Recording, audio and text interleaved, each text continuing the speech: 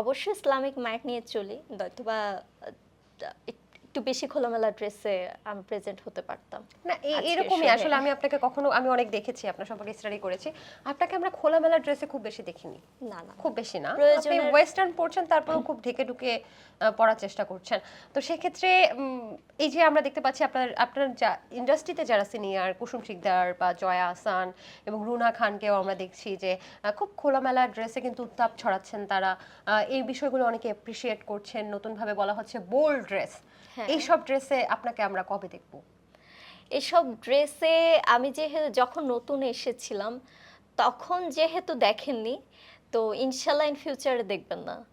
আর এভাবে ড্রেস পরা কার কেমন ফ্যাশন সেন্স, এটা আপনার কাছে কেমন প্রতিটা লাগে? মানুষের ব্যক্তিগত ব্যাপার।